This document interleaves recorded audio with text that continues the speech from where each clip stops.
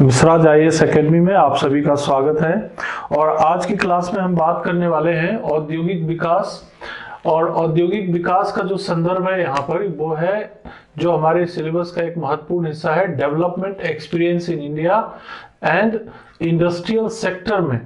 औद्योगिक क्षेत्र में जो डेवलपमेंट एक्सपीरियंस है भारत का, उसके बारे में हम चर्चा करेंगे। साथ ही साथ जो भारत में जो औद्योगिक विकास का जो ट्रेंड है और जो चुनौतियां हैं उसके बारे में भी हम यहाँ संक्षेप में देखेंगे। तो अगर इस बात पर हम चर्चा करें तो सबसे पहले देख सकते हैं कि ब्रिटिश शासन काल के दौरान ही भारत में औद्योगिक विकास की शुरुआत हो गई थी। लेकिन ब्रिटिश शासन काल में जो औद्योगिक विकास हुआ था वो ब्रिटिश हितों को ध्यान में रखकर किया गया था। उस समय जो भारत में औद्योगिक क्षेत्र विकसित हुए थे, या तो जूट सेक्टर में थे या कॉटन सेक्टर में थे, या फिर कोल का जो उत्खनन वो लोग करते थे वो भी इंडस्ट्रियल डेवलपमेंट के लिए करते थे। तो बहुत ज्यादा औद्योगिक विकास नहीं था। हाँ, रेल की पटरियां बिछाई गई थी और रेल का भी, परिवहन का भी डेवलपमेंट हो रहा था। लेकिन जो वास्तविक विकास हुआ है भारत में, औद्योगिक विकास, इंडस्ट्रियल डेवलपमेंट, वो स्वतंत्रता के बाद हुआ है, ऐसा हम मान सकते हैं। तो जैसे कि हमने इसके डेवलपमेंट एक्सपीरियंस ऑफ इंडिया का जो हमने पहला जो टॉपिक बताया था आपको पहली क्लास में, तो उसमें हमने एक जनरल व्यू आपके सामने रखा था कि हर एक सेक्टर में, चाहे वो इंडस्ट्री हो, चाहे एग्रीकल्चर हो, चाहे वो बैंकिंग हो, इंश्योरेंस हो, टूरिज्म हो, या किसी भी सेक्टर में डेवलपमेंट एकदम से शिखर पर नहीं गया। कुछ न कुछ हमने कार्य योजनाएं बनाई, कार्यक्रम बनाया, उनको इम्प्लीमेंट किया, और फिर उससे जो हमें अनुभव मिला, जो एक्सपीरियंस मिला, उस एक्सपीरियंस के आधार पे हम और बेहतर कार्य योजना और बेहतर कार्य करते रहे और उससे हमारा डेवलपमेंट होता रहा। साथ में कुछ चुनौतियां भी आती गई, चैलेंजेस आते गए, उन चुनौतियों को भी हमने सामना किया और बेहतर जो है कार्यक्रम या और बेहतर हमने इंफ्रास्ट्रक्चर डेवलप किया। तो इसी को ध्यान में रख करके यहां पर हम इंडस्ट्रियल सेक्टर में बात करेंगे कि औद्योगिक क्षेत्र में क्या एक्सपीरियंस थे हमारे, क्या ट्रेंड डेवलप हुए और वर्तमान में भी हमारे सामने क्या चुनौतियां हैं।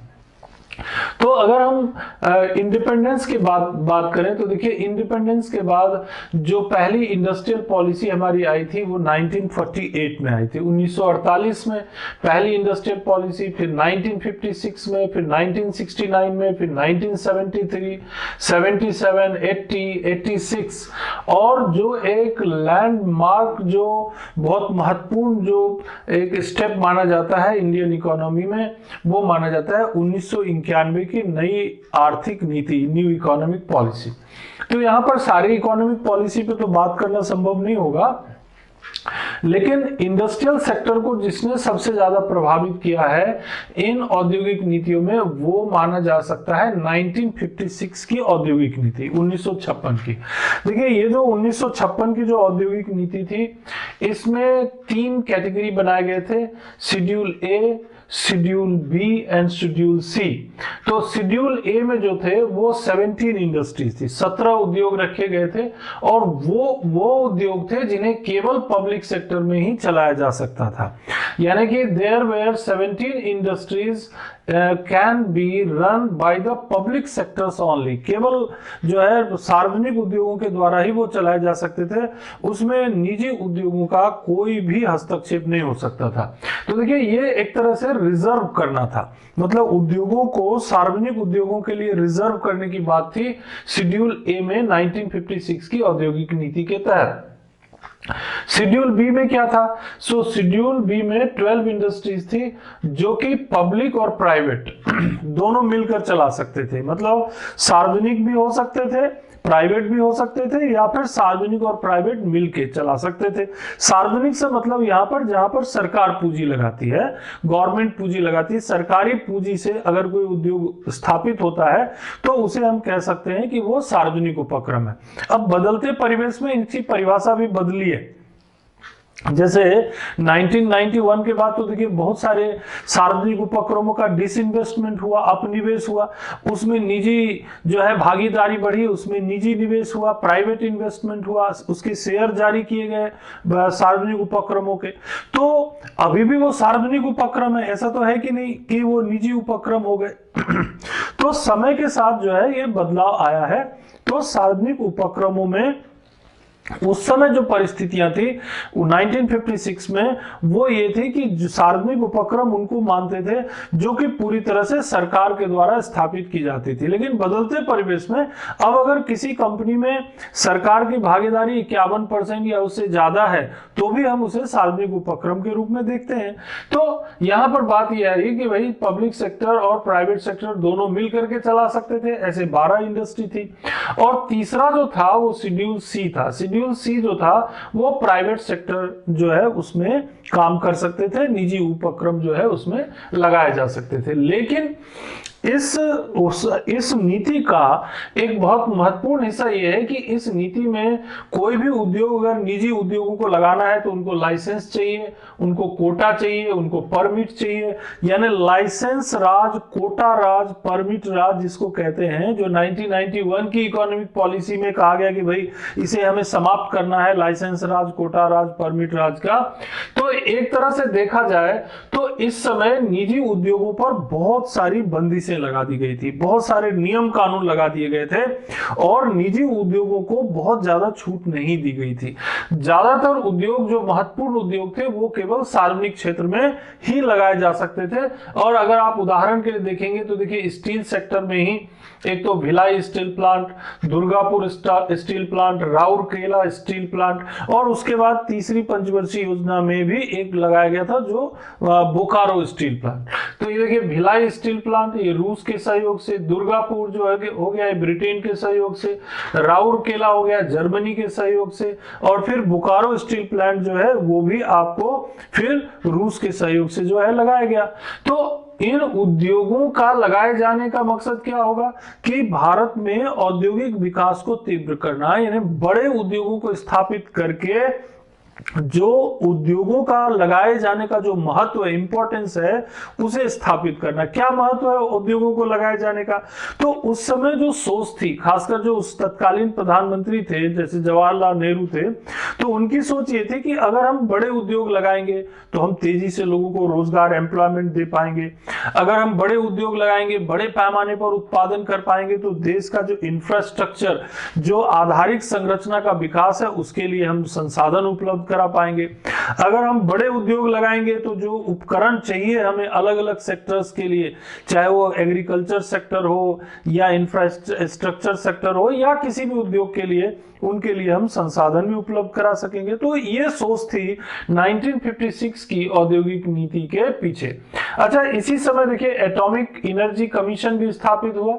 जब 1957 में Homi Jahangir Bhabha the first chairman of it, है ना, पहले चेयरमैन बनाए गए थे। इसके अलावा इसी योजना, इसी 1956 वाली जो ये प्लान थी, उसके तहत और भी बहुत सारे उद्योगों को विकसित करने पर जोर दिया गया। तो ये माना जा सकता है कि 1956 का जो औद्योगिक नीति था वो भारत में बड़े उद्योगों और भारी उद्योगों की स्थापना का एक आधारशिला था। जैसे बाद में BHEL वगैरह भी एस्टैब्लिश हुआ, जैसे मध्य प्रदेश में भोपाल में BHEL की स्थापना हुई।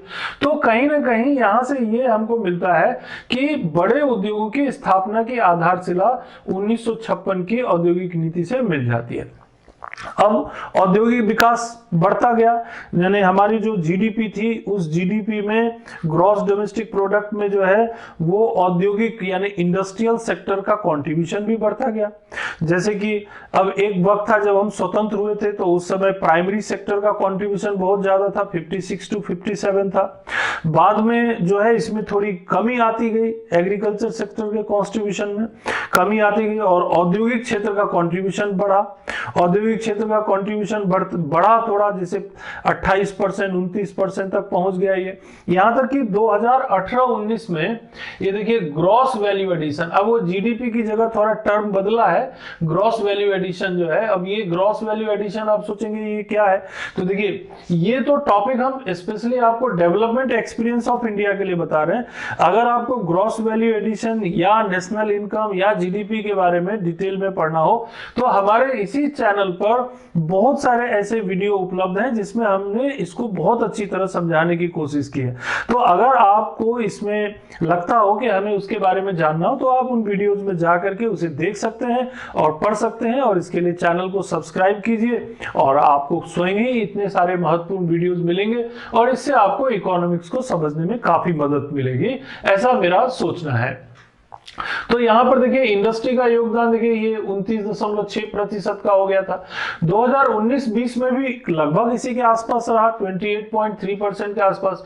लेकिन 2020-21 में स्थिति थोड़ी खराब हो गई, जबकि कोविड-19 के कारण क्या हुआ, बहुत सारे लॉकडाउन हुए पूरे देश में और उसके कारण जो है इंडस्ट्रीज, बहुत सारी इंडस्ट्रीज, स्मॉल इंडस्ट्रीज जो है बंद रहे, कॉटेज इंडस्ट्रीज का लगभग नुकसान हुआ। तो इंडस्ट्रियल ग्रोथ जो है वो धीमा हो गया, और धीमा ही नहीं निगेटिव में चला गया, -29.3% निगेटिव जो है इंडस्ट्रियल ग्रोथ हो गया। बाद में तीसरे और चौथे क्वार्टर में, जो 2020-21 में जो तीसरा और चौथा क्वार्टर है, जब ये लॉकडाउन वगैरह खत्म हुआ, तब इसमें अब जो है ग्रोथ जो है थोड़ी बहुत दिखाई पड़ रही है। तो इस तरह से जो इंडस्ट्रियल डेवलपमेंट की जो प्रोसेस है वो इंडिपेंडेंस के बाद, स्वतंत्रता के बाद जो है वो तेजी से बढ़ी, और इंडस्ट्रीज का कंट्रीब्यूशन हमारे जीडीपी में, जो आप जीवीए कहते हैं हम लोग, ग्रॉस वैल्यू एडिशन में बढ़ता चला गया।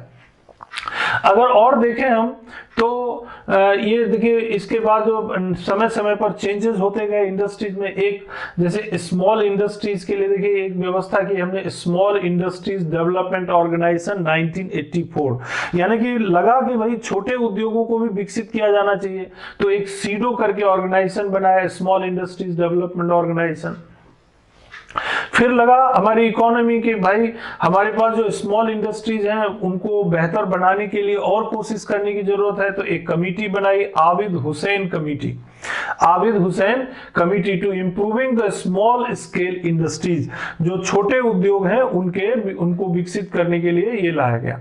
लेकिन इस तरह से पूरी प्रोसेस चलती रही, लेकिन 1991 में जाकर के 1991 में जाकर के हमें ये महसूस हुआ, बल्कि 1991 से पहले ही हमें ये महसूस होने लगा कि हमारी जो इकोनॉमिक पॉलिसी है उसमें कुछ कमियां हैं। कमियां क्या है? कमियां हैं कि जो निजी उद्योगों की भागीदारी है वो लगातार कम होती जा रही है, जो पब्लिक सेक्टर का परफॉर्मेंस है वो लगातार गड़बड़ यानी खराब होता जा रहा है, कई पब्लिक सेक्टर सार्वजनिक उद्योग घाटे में जा रहे हैं, जो विदेशी कंपनियां हैं वो हमारे देश में आकर उद्योग लगा नहीं रहे हैं, तो फॉरेन डायरेक्ट इन्वेस्टमेंट नहीं हो रहा है। ये 1991 से पहले कई सालों तक इसे महसूस किया जाता रहा। लेकिन जैसा कि हमारी इंडस्ट्रियल पॉलिसी थी कि हम बहुत सारे इंडस्ट्रीज को रिजर्व रखते थे, मतलब पब्लिक सेक्टर के लिए रिजर्व रखते थे, तो पहली तो जरूरत ये थी कि भाई उन सेक्टर को खोला जाए। तो 1991 की जो नई आर्थिक नीति आई, उस आर्थिक नीति में यही 3 बड़े कदम उठाए गए। पहला तो लिबरलाइजेशन, यानी सरकार ने अपनी नीतियों को उदार बनाया, यानी जो लाइसेंस परमिट कोटा राज था उसमें कमी लाई या उसको दूर करने का प्रयास किया। तो क्या हो गया? लिबरल हो गए, यानी हमने अपनी नीतियों को उदार बनाया, यानी सरकार ने अपनी नीतियों को उदार बनाया, और जो निजी उद्योग थे उनको कहा कि भाई आप उद्योग लगाइए, आपको हम जो है मदद भी करेंगे, बैंक से अगर कर्ज की जरूरत पड़ेगी तो वो भी हम आपको कम ब्याज दर पर उपलब्ध कराएंगे, जमीन भी देंगे, आप उद्योग तो लगाइए। तो क्या हो गया? लिबरल हो गए, हम नीतियों में उदार हो गए। और उन सेक्टर्स में जिनमें पहले ये नियम थे कि भाई इसमें पब्लिक सेक्टर ही उद्योग लगा सकते हैं, उनमें भी ढील दी है ना, उनको भी हमने कहा कि नहीं, अब निजी उद्योग भी उसमें आ सकते हैं, कोई बंदिश करना जरूरी नहीं है। तो इस तरह से क्या हो गया कि 1991 की जो पॉलिसी थी उसमें लिबरलाइजेशन आया। फिर आया प्राइवेटाइजेशन। प्राइवेटाइजेशन का मतलब क्या हुआ कि जो पब्लिक सेक्टर थे या जो पब्लिक सेक्टर घाटे में थे, पहली चीज तो उनको डिसइन्वेस्टमेंट करने की प्रोसेस शुरू हुई, अब उनको अपनिवेश या विनिवेश करने की प्रक्रिया शुरू हुई। अब जब विनिवेश करने लगे तो कई पब्लिक सेक्टर जो है वो उसको निजी क्षेत्रों में ढकेलना पड़ा, वो प्राइवेट सेक्टर में चले गए, क्योंकि उनके बहुत सारे शेयर या तो बेच दिए गए या फिर उस कंपनी को पूरी तरह ही बेच दी गई, तो वो पब्लिक सेक्टर से चले गए निजी सेक्टर में। दूसरा ये हुआ कि बहुत सारे जो निजी उद्योग थे, प्राइवेट इंडस्ट्रीज थे, चूंकि अब सेक्टर्स को ओपन कर दिया गया था, जिसमें जिन सेक्टर्स को पहले रिजर्व रखा जाता था अब कह दिया गया कि भाई उसमें निजी उद्योग भी आ सकते, तो बहुत सारे निजी उद्योग उसमें लगने लगे। फिर तीसरी चीज ये हो गई कि यानी कि जो लिबरलाइजेशन, प्राइवेटाइजेशन और ग्लोबलाइजेशन। ग्लोबलाइजेशन का मतलब क्या हुआ कि बहुत सारे ऐसे हमारे सेक्टर्स थे जहां पर हम केवल हमारे देश की कंपनी या हमारे देश के पब्लिक सेक्टर ही व्यापार कर सकते थे। अब हमने कहा नहीं, कोई भी दूसरे देश की कंपनी या उद्योग भी हमारे देश में आकर व्यापार कर सकते हैं, इंडस्ट्री लगा सकते हैं, इंफ्रास्ट्रक्चर डेवलप कर सकते हैं, अपना कैपिटल लगा के यहाँ काम कर सकते हैं। तो उसी को कहते हैं हम लोग ग्लोबलाइजेशन। ग्लोबलाइजेशन मतलब हमारे देश की कंपनी या उद्योग दूसरे देश में जाकर व्यापार करे, या दूसरे देश की कंपनी या दूसरे देश के उद्योग हमारे देश में आकर काम करे। इन सब चीजों से एक बड़ा बदलाव आया इकोनॉमी में। लेकिन ये 1991 की नई आर्थिक नीति जो है, ये लाने के पीछे का हमारा अनुभव क्या था? हमारा अनुभव ये था कि अगर हम इकोनॉमी को क्लोज रखते हैं, बंद रखते हैं, तो उससे हमारी इकोनॉमी की ग्रोथ प्रभावित हो जाती है, उससे हमारी इकोनॉमी में जो विदेशी मुद्रा का जो प्रवाह है वो कम हो जाता है, विदेशी संबंध कमजोर पड़ जाते हैं। और उन अनुभवों के आधार पर ये बदलाव हमने 1991 की आर्थिक नीति में लाया। अब यहां पर 1991 की आर्थिक नीति आप बार बार सुन रहे, अगर आपको इस 1991 की आर्थिक नीति को डिटेल में देखना हो तो हमारे इसी चैनल पे जाइए। 1991 की आर्थिक नीति के ऊपर कम से कम 8 से 10 वीडियोज हैं, जिसमें हमने banking sector reform, insurance sector reform, industrial sector reform, इन सब के ऊपर बहुत सी बातें उसमें आपको मिल जाएंगी और आपको काफी सेटिस्फैक्शन मिलेगा कि जो डेवलपमेंट एक्सपीरियंस में हम चीजें पढ़ रहे हैं वो कहीं ना कहीं उन नीतियों से भी प्रभावित है। तो यहां पर जब आगे बढ़ेंगे तो ये देखिए, अब बहुत सी कंपनियां आ गई हमारे देश में, बड़े उद्योग लगने लगे, जो निजी उद्योग भी आ गए, जैसे इंश्योरेंस सेक्टर हो गया। अब इंश्योरेंस सेक्टर में देखिए प्राइवेटाइजेशन हो गया, बहुत सारे प्राइवेट कंपनियां भारत में आ गई, बहुत सारे बैंकिंग सेक्टर में विदेशी बैंक आ गए। इसके अलावा स्टील सेक्टर में बहुत सारी विदेशी कंपनियां आ गई, एल्युमिनियम सेक्टर में आ गए, कॉटन सेक्टर में आ गए, ऑटोमोबाइल सेक्टर में आ गए। आप खुद ही देख सकते हैं और थोड़ा सा आप चारों तरफ नजर घुमा के देखिए, आप समझ जाएंगे कि कितने सारे उद्योगों में, कितने सारे व्यापार में अब जो है विदेशी कंपनियां आ चुकी हैं। और केवल विदेशी नहीं, देश के निजी उद्योग भी उन सेक्टर्स में काम कर रहे हैं जो पहले पब्लिक सेक्टर के लिए रिजर्व हुआ करते थे। लेकिन क्या इसका असर सार्वजनिक उद्योगों पर नहीं पड़ा होगा? पड़ा। और बहुत सारे हमारे महत्वपूर्ण सार्वजनिक उद्योग जो थे उनको जरूरत थी मजबूत करने की, क्योंकि सार्वजनिक उद्योग हमारे आधार हैं, हमारे मंदिर की तरह है।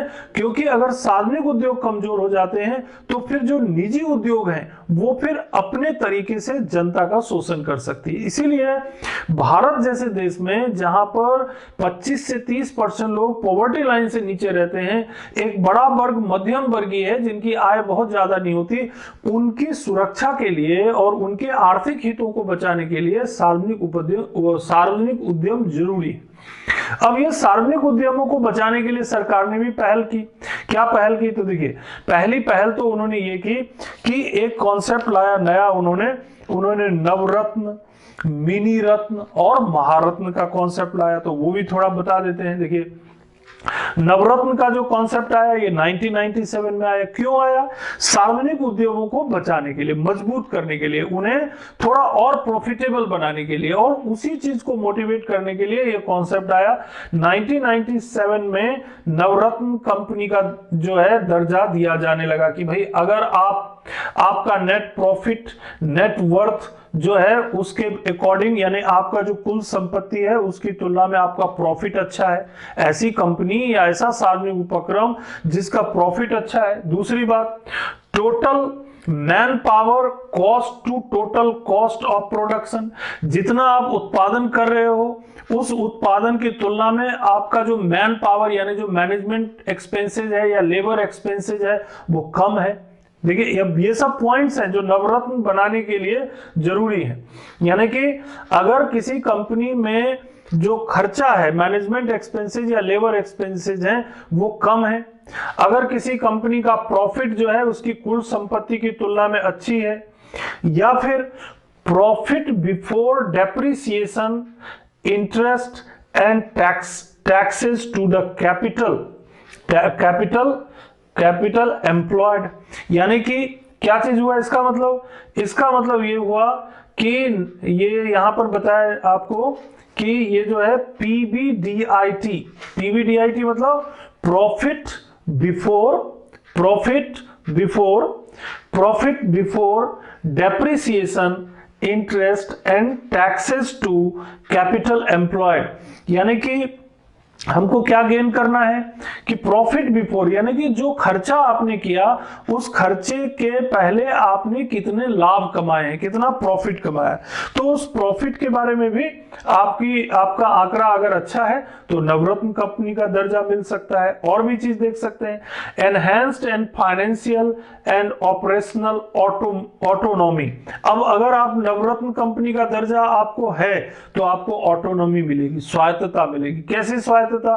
तो 1000 करोड़ रुपए या 15% ऑफ देयर नेट वर्थ, या तो 1000 करोड़ रुपए तक या जो टोटल संपत्ति है उसका 15% तक आप किसी सिंगल प्रोजेक्ट में इन्वेस्ट कर सकते हैं, आप किसी सिंगल प्रोजेक्ट में इन्वेस्ट कर सकते हैं। तो यहां पर आपको एक कॉन्सेप्ट आ गया कि भाई ये जो हमारा जो अनुभव था पब्लिक सेक्टर का कि पब्लिक सेक्टर का होना जरूरी है, तो उसे सरकार ने मजबूत करने के लिए नवरत्न की अवधारणा दी, लेकिन कुछ शर्तों के साथ कि आप नवरत्न हैं, आपको हम ऑटोनॉमी देना चाहते हैं, लेकिन आपकी प्रॉफिटेबिलिटी तो दिखे, आप लाभ पे तो काम करो, आप खर्चे तो कम करो।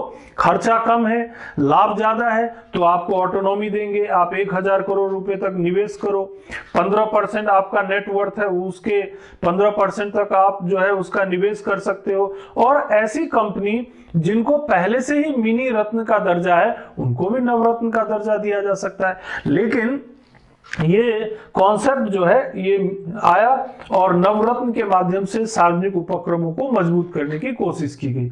अब इसी में एक और अवधारणा आती है जो थोड़ा इसके बाद आता है, वो आता है मिनी रत्न का। मिनी रत्न का जो कॉन्सेप्ट है, मिनी रत्न की अवधारणा, ये देखिए मिनी रत्न वाला जो कॉन्सेप्ट है वो कुछ इस तरह से है।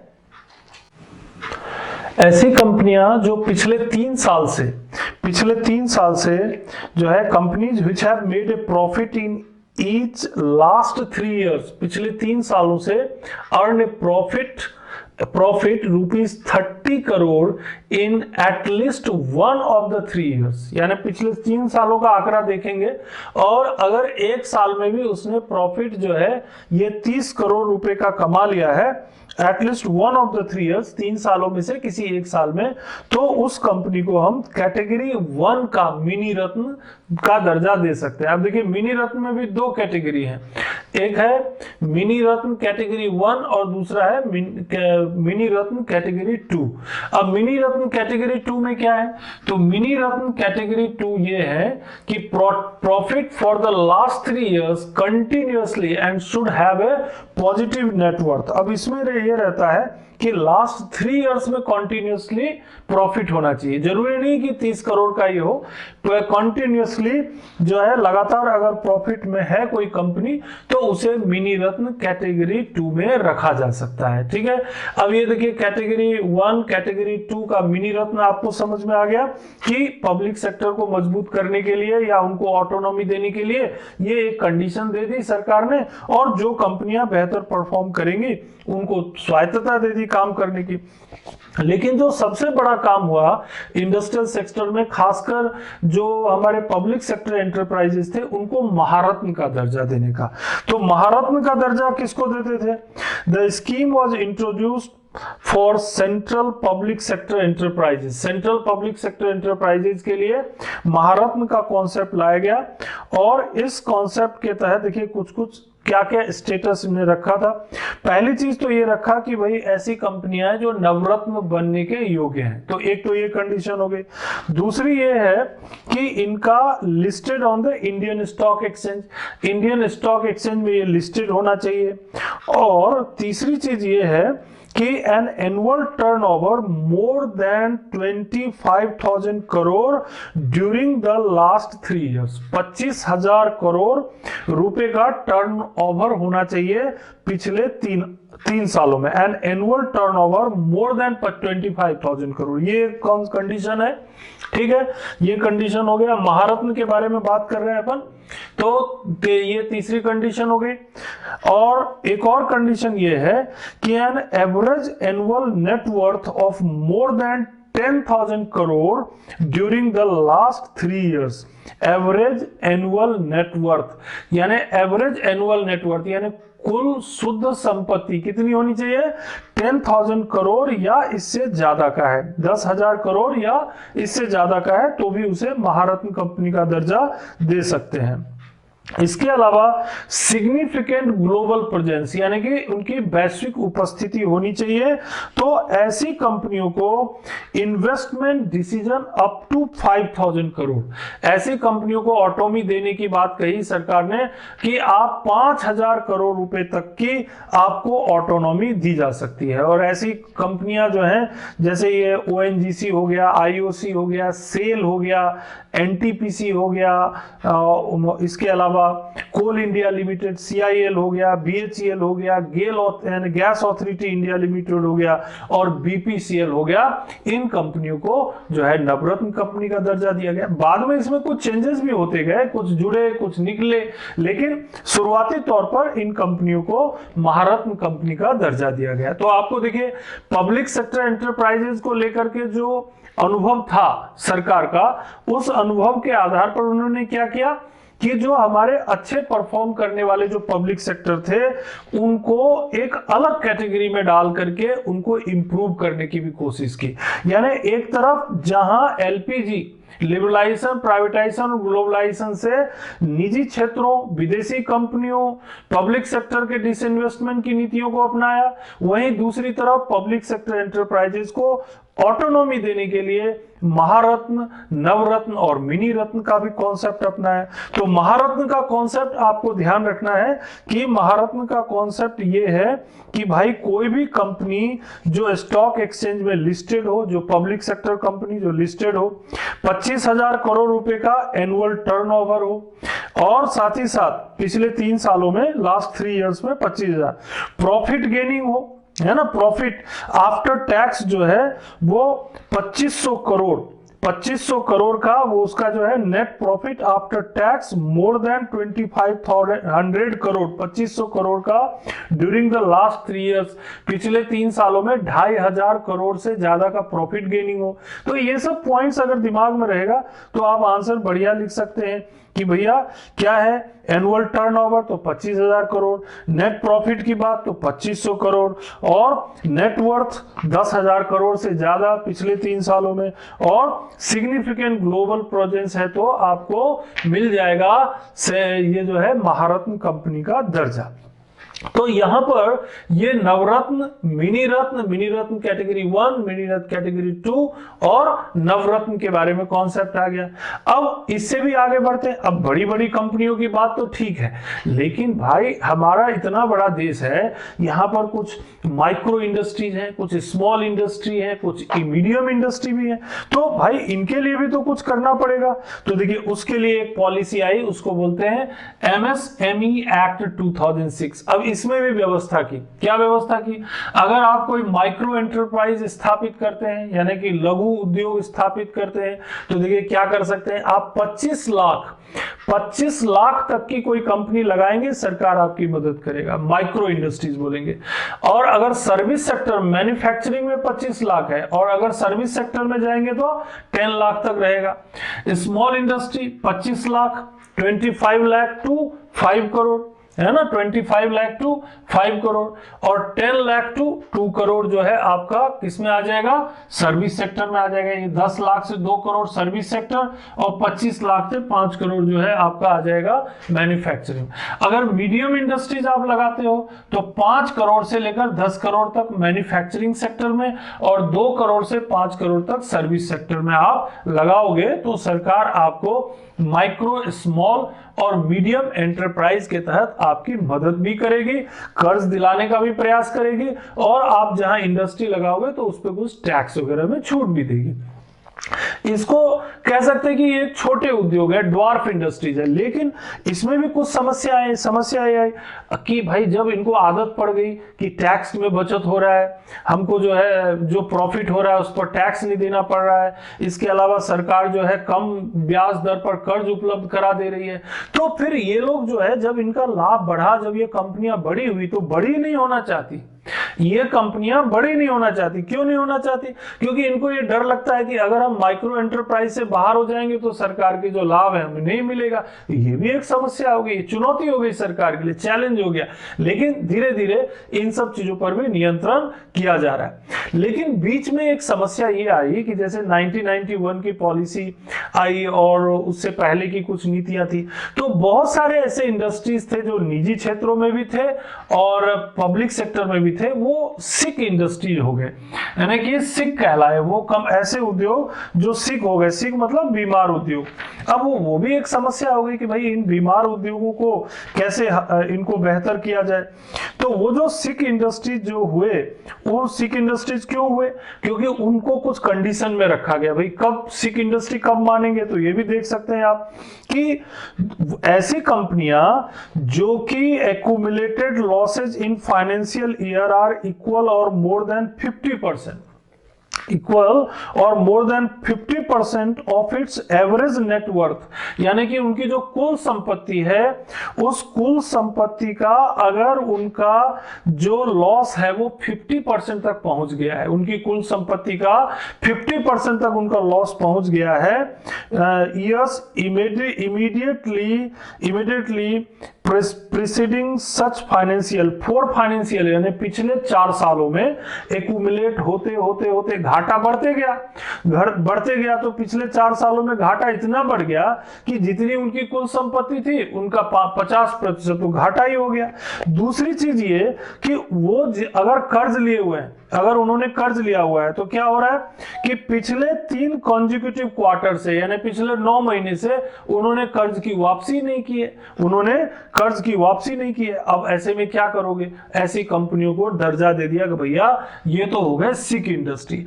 अब अगर सिक हो गए तो क्या करेंगे? 2 ही उपाय है, या तो उस सिक इंडस्ट्री को बंद कर दो या फिर उस सिक इंडस्ट्री को इंप्रूव करने की कोशिश करो। और क्या करेंगे? सिक इंडस्ट्री को इंप्रूव करने की कोशिश करो। तो इसके लिए भी व्यवस्था की सरकार ने। देखिए एक संस्था बनाई, उसका नाम था BIFR, यानी कि board for industrial and financial reconstruction in 1987 under the caeca act, sick industries company act 1985। तो अब ये क्या करती थी? ये BIFR क्या करती थी? Board for industrial and financial reconstruction, ऐसी कंपनियों की स्टडी करती थी कि कौन सा उद्योग जो है ये सिक हो रहा है, सिक होने का कारण क्या है, उसे बेहतर कैसे बनाया जाए, और फिर उसे इंप्रूव करने की कोशिश करते थे। तो अब कई उद्योग ऐसे होते थे जो नहीं इंप्रूव कर पाते थे, तो सरकार ने ऐसे कई पब्लिक सेक्टर को भी बेच दिए, और कई निजी उद्योग होते थे तो उन निजी उद्योगों को भी जो है उन्होंने क्या कर दिया? या तो उन्हें बंद कर दिया और उनको जो है बंद करके जो है उनका जो एसेट था उसको सीज कर लिया। तो ये सब कंडीशन जो है हमारे देश में चलता रहा। लेकिन 2014 के बाद थोड़ा और बदलाव आया हमारी इकोनॉमी में और खासकर इंडस्ट्रियल सेक्टर में, क्योंकि इन सब अनुभवों से हमने ये पाया कि अब हमें एक ऐसी इकोनॉमी बनानी है जिसमें हम अपने देश के भीतर अधिक से अधिक निर्माण कर सके, अधिक से अधिक चीजों को बना सके। और इसके लिए बहुत सारी योजनाएं जो है खासकर 2014 के बाद, ये मोदी सरकार के आने के बाद जो है शुरू हुई। जैसे देखिए एक मेक इन इंडिया कार्यक्रम शुरू हुआ। मेक इन इंडिया कार्यक्रम का मकसद क्या था? यही था कि जो बहुत सारी जो चीजें हैं वो भारत में बनाई जाए, अधिक से अधिक चीजें भारत में बनाई जाए। और इसके लिए कई सुविधाएं दी जाने लगी प्राइवेट इंडस्ट्रीज को, विदेशी कंपनियों को, जैसे स्पेशल इकोनॉमिक जोन बोलते हैं जिसको, है ना, स्पेशल इकोनॉमिक जोन, विशेष आर्थिक क्षेत्र। इसके अलावा एक और आया अपने पास, ये EPZ जो है export promoting zone, export promotion zone, मतलब जहां से एक्सपोर्ट किया जा सकता है, क्योंकि विदेशी मुद्रा उससे मिलेगा और उससे देश की आर्थिक स्थिति में सुधार होगा। तो ये सब चीजें जैसे स्पेशल इकोनॉमिक जोन या एक्सपोर्ट प्रमोशन जोन, ये सब कहीं ना कहीं मेक इन इंडिया का ही हिस्सा था। क्योंकि इससे क्या हो रहा था कि एक तो रोजगार की संख्या बढ़ रही थी, हमारा जो है देश में विदेशी निवेश बढ़ रहा था, फॉरेन इन्वेस्ट बढ़ रहा था, निर्यात बढ़ रहा था, एक्सपोर्ट बढ़ रहा था, तो विदेशी मुद्रा आ रहा था। इसके अलावा हमारा जीडीपी भी बढ़ रहा था, gross domestic product, gross value addition भी हो रहा था। तो कुल मिलाकर के मेक इन इंडिया कार्यक्रम क्या हो गया, हमने जो समस्याएं देखी या इंडस्ट्रियल सेक्टर में जो हमने अनुभव किया उससे हमने क्या डेवलप कर दिया, मेक इन इंडिया। अब क्या हुआ, अब फिर और इससे भी बेहतर करना था। मेक इन इंडिया से तो काम नहीं चलेगा, स्टार्टअप इंडिया, स्टार्टअप यानी लोगों को बोला कि भाई आप जो है जो सरकारी नौकरी के पीछे भागते हो, सरकारी नौकरी के पीछे मत भागो, आप क्या करो, उद्योग लगाओ, नए नए उद्योग लगाओ। आप उद्योग लगाने के लिए हम आपको बेनिफिट्स देंगे, आपको सुविधाएं देंगे, आप छोटे से लेकर के बड़ा उद्योग तक लगा सकते हो। अभी एमएसएमई का बताया मैंने, माइक्रो, स्मॉल और मीडियम। अगर आप ये नहीं भी कर सकते हो तो देखो यहां पर क्या है, क्या कर सकते हो आप, छोटे से लेकर बड़ा उद्योग तक लगा सकते हो। जैसे सरकार, प्रधानमंत्री ने एक योजना शुरू की, प्रधानमंत्री मुद्रा योजना, प्रधानमंत्री मुद्रा योजना। इसमें क्या है, इस योजना के तहत 3 तरह के कर्ज सरकार उपलब्ध कराएगी बैंकों के माध्यम से। एक है शिशु योजना जिसमें 50,000 तक कर्ज आपको दिलाया जाएगा, किशोर योजना 50,000 से 5 लाख रुपए तक का कर्ज दिलाया जाएगा, और तीसरा है तरुण योजना जिससे कि आपको 5 लाख से 10 लाख रुपए तक कर्ज उपलब्ध कराया जा सकता है। तो इन कर्जों का उपयोग क्या करोगे, आप छोटे मोटे उद्योग लगा सकते हो, छोटे मोटी जो आप कोई बिजनेस शुरू कर सकते हो। तो अल्टीमेटली क्या होगा, आप आत्मनिर्भर बन सकते हो, एक सेल्फ डिपेंडेंट व्यक्ति हो सकते हो, आप उद्यमी बन सकते हो, एंटरप्रेन्योर बन। ये चेंजेस है, ये ट्रेंड है हमारी इकोनॉमी का, ये एक ट्रेंड है कि धीरे धीरे लोग जो है नौकरियों के पीछे भागने के बजाय अब नए उद्योग लगाने के पीछे जा रहे हैं, छोटे छोटे उद्योग, छोटे व्यापार, छोटे व्यवसाय की तरफ जा रहे हैं। और स्टार्टअप इंडिया के माध्यम से उन लोगों को जो उद्योग लगाना चाहते हैं उनको सरकार ने बढ़ावा देना शुरू किया। ये 2015-2016 में शुरू हुआ। फिर स्टैंड अप इंडिया, जो अनुसूचित जाति, अनुसूचित जनजाति के लोग थे जो आत्मनिर्भर होना चाहते थे, उनके लिए भी सरकार ने योजना शुरू की, और खासकर महिलाओं के लिए भी, कि जो है ना समाज में जो पिछड़े और कमजोर वर्ग के लोग हैं, अगर वो कोई व्यापार व्यवसाय में भागीदारी करना चाहते हैं, उद्योग लगाना चाहते हैं, तो उनके लिए भी सरकार ने काफी सारे छूट दी, बैंकों से कर्ज की व्यवस्था करवाई। इसके अलावा वो अगर जहां उद्योग लगाना चाहते हैं वहां जमीन उपलब्ध कराई, टैक्स में छूट दी। ये सब कहीं ना कहीं ये सब एक ही चीज के पहलू हैं, अलग अलग नाम से। मेक इन इंडिया हो गया, स्टार्टअप हो गया, स्टैंड अप इंडिया हो गया। लेकिन जो एक बड़ा बदलाव आया वो इन्वेस्ट इंडिया से आया, यानी कि हमने विदेशी लोगों को आमंत्रित किया देश में कि आप हमारे देश में आइए और इन्वेस्ट कीजिए। उस इन्वेस्टमेंट को बढ़ावा देने में ये जो हमारा स्पेशल इकोनॉमिक जोन और ईपीजेड यानी एक्सपोर्ट प्रमोशन जोन है, वो इसी कारण से बनाया गया है कि अगर कोई मैन्युफैक्चरिंग सेक्टर या सर्विस सेक्टर का कोई इंडस्ट्री, चाहे वो देसी हो या विदेशी हो, अगर वो काम करना चाहते तो उन्हें उस तरह का वातावरण दिया जाए, उस तरह की परिस्थिति दी जाए, उस तरह का इंफ्रास्ट्रक्चर दिया जाए। तो ये जो हमने सब किया है वो उन्हीं सब चीजों को ध्यान में रखे, तो उससे इन्वेस्टमेंट बढ़ा भी, और इस इन्वेस्टमेंट के माध्यम से हमारे देश में विदेशी मुद्रा बढ़ा। और एक जो बड़ा बदलाव इंडस्ट्रियल सेक्टर में आया वो खासकर आईटी सेक्टर में, जिसे हम डिजिटल इंडिया भी कहते हैं, है ना, डिजिटल पेमेंट या रिकॉर्ड रखने की डिजिटल तरीके, या फिर बहुत सारे डिजिटलाइजेशन हर जगह, आजकल तो हर जगह डिजिटलाइजेशन होता जा रहा है ना। जैसे कि आप मान लीजिए लैंड रिकॉर्ड का है तो वहां डिजिटलाइजेशन हो रहा है, आपके आंकड़े हैं तो वहां डिजिटलाइजेशन हो रहा है, आप बैंकों में आपके जो खाते हैं वहां डिजिटलाइजेशन हो रहा है। ये सब क्या है, ये सब कहीं ना कहीं डिजिटल इंडिया का ही परिणाम है। और ये कहां से आया, तो ये जो हमारा 4th इंडस्ट्रियल रिवॉल्यूशन हुआ है, 4th इंडस्ट्रियल रिवॉल्यूशन, जिसको हम कह सकते हैं इंडस्ट्रियल 4.0, इंडस्ट्रियल डेवलपमेंट 4.0, इसमें ये सब चीजों का उपयोग होने लगा। आर्टिफिशियल इंटेलिजेंस, मशीन लर्निंग, है ना, और इंटरनेट ऑफ थिंग्स, ये सब चीजें इसमें आ गई। तो ये सब इंडस्ट्रियल डेवलपमेंट यानी कि जो औद्योगिक विकास हुआ, और उस औद्योगिक विकास में जो हमने कमजोरियां कमजोरियां देखी, उन कमजोरियों को दूर करते हुए और बदली हुई परिस्थितियों में चुनौतियों का सामना करने के लिए हमने अपनी इकोनॉमी में ये बदलाव लाया, जिनमें ये जो बदलाव है खासकर डिजिटल इंडिया और ये इंटरनेट ऑफ थिंग्स और artificial intelligence, machine learning, computer और इंटरनेट का उपयोग, संचार, कम्युनिकेशन, सैटेलाइट का जो है टेक्नोलॉजी का उपयोग, अत्यधिक उपयोग इकोनॉमी में, ये सब इसी का परिणाम है। कुल मिलाकर के इकोनॉमी में औद्योगिक विकास के अनुभव से हमने बहुत कुछ सीखा है और उसके अनुरूप हमने परिवर्तन भी किया है। अभी ये बदलाव के दौर में चल रहा है, यानी चेंजेस हो रहे हैं और इसमें इंक्लूसिव ग्रोथ, समावेशी विकास को और बेहतर बनाने की जरूरत है। और उस समावेशी विकास के लिए ही हमने क्या किया है, जनधन खाते का इस्तेमाल किया है और क्या किया है, जैसे आयुष्मान योजना लागू किया है और क्या किया है, तो वो जैम यानी कि हमारा जो जनधन खाता है, जो आधार है और जो मोबाइल है वो लिंक कर रहे हैं।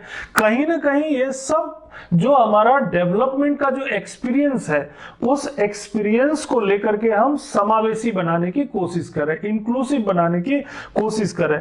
अभी जो है ये देखिए, कंपनी एक्ट 2013 की धारा 135 में एक कॉर्पोरेट सोशल रिस्पॉन्सिबिलिटी की बात आई है कि ये जो उद्योग है, जो प्राइवेटाइज, क्योंकि सार्वजनिक उपक्रम धीरे धीरे कम हो रहे हैं, उनको या तो विनिवेश किया जा रहा है, तो जो निजी उद्योग हैं उन निजी उद्योगों की भी एक सोशल रिस्पॉन्सिबिलिटी है, उसे ही कहते हैं कॉर्पोरेट सोशल रिस्पॉन्सिबिलिटी। ये कंपनी एक्ट 2013 की धारा 135 में मिलेगी आपको। तो इसके तहत उनको ये तय कर दिया गया है कि आप जो भी लाभ कमाते हैं उस लाभ का कम से कम भाई 2% आप सोशल रिस्पॉन्सिबिलिटी के लिए खर्च कर दीजिए। आप जो है जिसे कहते हैं कॉर्पोरेट सोशल रिस्पॉन्सिबिलिटी। तो अल्टीमेटली ये है कि अगर उद्योग निजी हो या सार्वजनिक उद्योग है, समाज से कमाया और जो कमाया उसका थोड़ा हिस्सा समाज की भलाई के लिए भी खर्च कर दिया, तो इससे अल्टीमेटली जो समावेशी विकास है वो भी हो पाएगा और साथ ही साथ देश का आर्थिक विकास भी सुनिश्चित हो जाएगा। तो इस तरह से हम यहाँ पर देख सकते हैं कि हमारे देश में चाहे वो स्वतंत्रता से पहले हो और स्वतंत्रता के बाद हो, लगातार हमने इंडस्ट्रियल सेक्टर में ग्रोथ किया है, अलग अलग तरीकों से, अलग अलग नीतियों के माध्यम से ग्रोथ किया और जो कमियां हमने देखी उन कमियों में हमने समय के साथ उसमें परिवर्तन भी किया और उसको बेहतर बनाने की लगातार हम कोशिश करते रहे। आपने हमारी बातों को ध्यान से सुना, इसके लिए बहुत बहुत धन्यवाद। आपसे अगली क्लास में फिर मिलेंगे, लेकिन तभी ये संभव होगा जब आप हमसे जुड़े रहेंगे और मैं आपसे रिक्वेस्ट करूंगा कि आप हमारे चैनल को सब्सक्राइब जरूर कीजिए और कमेंट और शेयर कर सकें तो और बेहतर होगा। Thank you very much.